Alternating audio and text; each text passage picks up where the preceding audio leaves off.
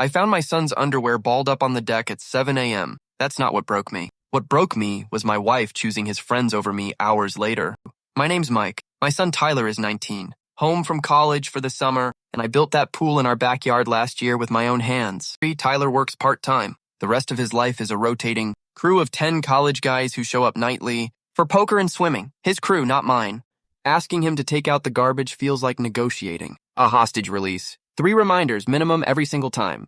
Last Tuesday, his friends swam till midnight. I woke up to energy drink cans, wet towels, and someone's underwear scattered across my deck. I told Tyler twice before, bring your own towels, clean up after yourselves. This wasn't new. This was the 3rd time. I didn't touch a single item. I left it all exactly where it was, right where anyone walking to the kitchen would see it. My wife Dana saw my face that morning.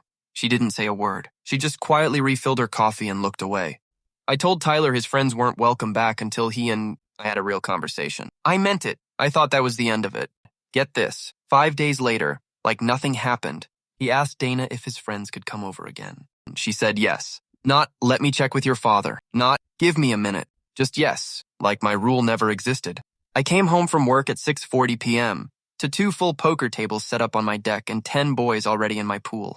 My stomach dropped before my brain even caught up. This wasn't a misunderstanding. This was my wife undoing me on purpose. I walked straight out onto the deck. 10 heads turned. I brought up last week's mess, right there, in front of all of them. Tyler's face went red. Dana told me later I'd embarrassed him in front of his entire friend group. I told her I didn't care. And here's the thing, these are almost adults. If they can't leave a yard the way they found it, they need to hear that loudly. One of the boys actually apologized on the spot. Tyler didn't say a word. He just stared at the pool tiles. Dana waited until they'd all left around 11 p.m. Then she came inside and told me I'd humiliated our son over a few towels. I reminded her this was the 3rd time. She reminded me I raised my voice in front of his friends. Neither of us backed down. We haven't spoken since Tuesday. 3 days now. She sleeps on her side of the bed like there's a wall down the middle.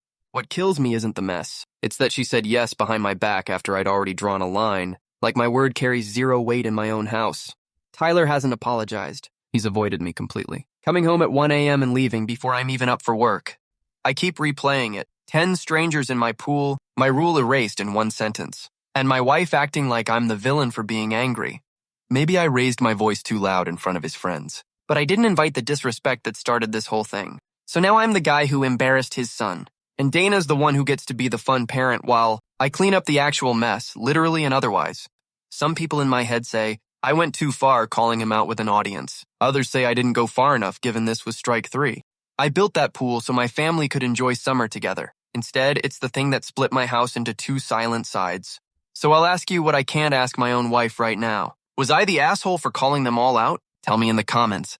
This is a Reddit post from a woman who says her daughter-in-law moved into her house temporarily 2 years ago and somehow convinced her own husband that she was the problem in her own home. Here's her story, in her own words, how she finally took her house back. My name's Carol. I'm 58. My son Ryan is 27. His wife Priya moved in with us after their apartment lease fell through. Dennis and I agreed to 3 months, maybe 4 while they saved up for a new place. 2 years later, Priya still hasn't paid $1 toward rent, groceries, or utilities. She doesn't cook, doesn't clean, sleeps until noon most days, yet somehow found time to redesign half my kitchen without asking her. Last month, she ordered a $4,200 marble countertop, charged straight to a card linked to Dennis's account, because she said our 30-year-old counters were embarrassing to have guests over in front of her friends. I confronted her calmly in the kitchen, holding the receipt. She looked me dead in the eye and said, "This is Ryan's house too. So it's basically mine." I actually laughed out loud, right there standing in my own kitchen. That night, I told Dennis everything. He sighed, rubbed his eyes, and said I needed to let it go, because Priya was going through a lot. She's been going through a lot, apparently for 2 straight years now. And here's the thing. The very next morning, I woke up to a moving crew in my driveway, hauling a brand new leather sectional couch into my living room, replacing the couch I'd bought 15 years ago with my own money. I asked the movers who authorized this delivery. Priya said Dennis did. When I asked Dennis, he wouldn't even look at me. He just said, I didn't want to start a fight, so he handed her the keys to my entire house. That was the moment something in me went quiet and cold. I walked to my closet, pulled out a folder I'd kept hidden for 6 years, the original deed to this house, still only in my name from before I even married Dennis. I called called a family meeting for Sunday dinner. Priya sat there smug, already expecting another soft lecture she could roll her eyes through. Instead, I slid the deed across the table and said, "Let's talk about whose house this actually is." Her face went completely blank, like the floor had dropped out from under her. Dennis went dead silent, staring at his plate. For the first time in 2 years, nobody in that room said a single word in her defense. I told her calmly she had 30 days to find her own place, not out of cruelty, out of finally remembering that being generous in my own home doesn't mean I have to disappear inside the walls I paid for. Dennis tried to argue after she left the room. I reminded him he'd handed away my authority in my own house for 2 years straight, and 30 days was the kindest deadline I could possibly give either of them.